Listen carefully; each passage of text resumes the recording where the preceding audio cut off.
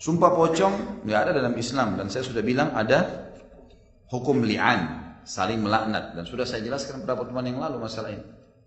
Yang menuduh bersumpah 4 kali atas nama Allah kalau yang sedang dia tuduh betul-betul selingkuh atau berzina, suami istri, ya. Kemudian yang kelima, dia meminta murkahnya Allah, laknatnya Allah datang kepada dia kalau dia dusta. Si istri yang tertuduh misalnya atau suami yang tertuduh menjawab juga 4 kali sumpah atas nama Allah kalau pasangannya bohong, dan yang kelima murkahnya Allah akan datang pada dia kalau dia dusta. Itu yang ada. Lalu bagaimana kalau bukan suami istri? Orang menuduh seperti misalnya banyak di kampung-kampung di Indonesia begitu ya. Ada orang nuduh orang lain berzina, tetangga misalnya. Maka untuk memastikan dipakein kain kafan, dibacain surah Yasin.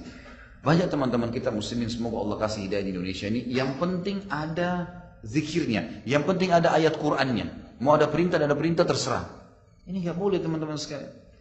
Datangkan satu riwayat buat kami kalau memang Nabi SAW pernah ikat sahabat dengan kain kafan lalu dibacain surah Yasin.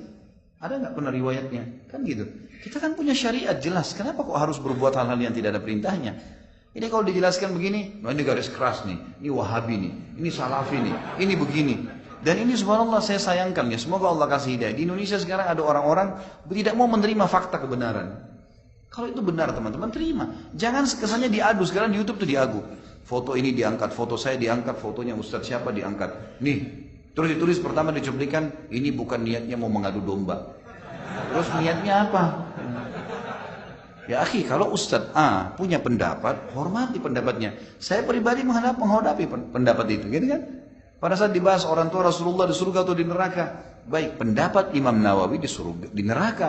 Imam Suyuti mengatakan bukan di neraka. Ini bukan pendapat saya, bukan pendapat ustadz yang lain. Ini pendapat para ulama besar. Lalu kenapa harus diadu? Kesannya ini ada 2 kelompok Islam. Ini orang-orang yang tidak bertanggung jawab, ini berbahaya. Umat ini terombang-ambing. Padahal niatnya diangkat itu bukan untuk menyalahkan, bukan untuk menyodorkan, mengangkat pendapat. Gitu kan? Kalau antum misalnya punya pendapat, antum merasa benar, jalankan, silahkan. Semua bertanggung jawab di depan Allah. Kita, saya sudah bahasakan teman-teman, di muka bumi ini seperti orang yang sedang belanja di supermarket. Ambil apa sepuas antum, pilih merek apa saja, tapi lewat kasir. Pasti. Ucapin kalimat tanggung jawab hari kiamat. Ajarin salah umat, tanggung jawab hari kiamat. Kan begitu. Teman-teman yang coba mendakwakan sunnah ini lebih hati-hati saja. Ada dalilnya kerjakan, tidak ada jangan dikerjain, berbahaya. Kan gitu. Untuk lebih hati-hati. Kenapa harus disorotin? Kenapa harus dianggap salah? Masalahnya, dan ini kayak diadu, kesannya diadu. Bukan. Kalau antum merasa nggak apa-apa, sampaikan aja, lolosin aja. Sudah, fadhal, silahkan. Lakukan saja, semua tanggung jawab kan. Tapi jangan saling menyalahkan, kan begitu. Tujuannya hanya itu kok. Ya. Allahu a'lam. Mudah-mudahan Allah memberikan umat Islam di Indonesia ini petunjuk yang benar. Ya.